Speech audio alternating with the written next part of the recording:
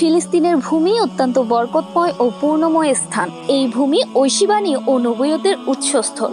এখানে এসেছেন অনেক নবী ও রাসূল।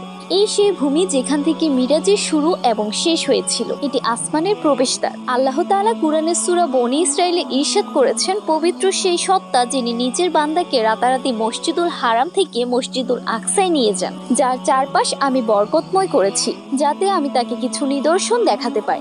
নিশ্চয়ই তিনি সর্বশ্রোতা ও সর্বদ্রষ্টা। এই বরকতময় ভূমি এবং এর মুসলিম অধিবাসীদের সুরক্ষা শুধু ফিলিস্তিনদের দায়িত্ব নয়, বরং প্রত্যেক মুসলমানের দায়িত্ব।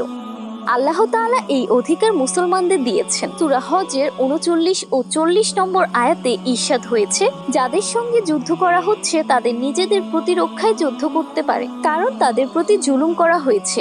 নিশ্চয়ই আল্লাহ তাদেরকে জয়যুক্ত করতে সক্ষম। যাদেরকে অন্যায়ভাবে ঘরবাড়ি থেকে বের করে দেওয়া হয়েছে কেবল এই কারণে তারা বলেছিল, আমাদের প্রতিপালক আল্লাহ।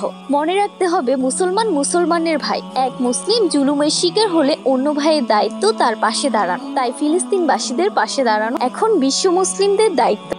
সহিহ মুসলিমের হাদিস, পারস্পরিক ভালোবাসা, দয়া, সহমর্মিতা, সংহতির ক্ষেত্রে মুমিনরা এক দেহের মতো। একটি অঙ্গ আক্রান্ত হলে পুরো দেহই জ্বরে ও যন্ত্রণায় কাতর হয়। ভাইকে মজলুম অবস্থায় শত্রুর হাতে ছেড়ে দেওয়া ভ্রাতৃত্ব নয়, বরং মজলুম ভাইয়ের পাশে দাঁড়াতে হবে। জালেমদের বিরুদ্ধে জানমাল দিয়ে প্রতিরোধ গড়ে তুলতে হবে। তবে আল্লাহ তাআলা খুশি হবেন আর দান করবেন বিজয়। সূরা তওবা আয়াত ১৪-তে আল্লাহ তাআলা বলেন, তাদের সঙ্গে যুদ্ধ কর, যাতে আল্লাহ তোমাদের হাতে তাদেরকে শাস্তি দেন, লাঞ্ছিত করেন, তোমাদেরকে তাদের বিরুদ্ধে সাহায্য করেন এবং মুমিনদের অন্তর প্রশান্ত করেন। আল্লাহর সাহায্যের প্রতিশ্রুতি যাদের প্রতি রয়েছে তারা ভীত হতে পারে না, পরাজিতও হতে পারে না।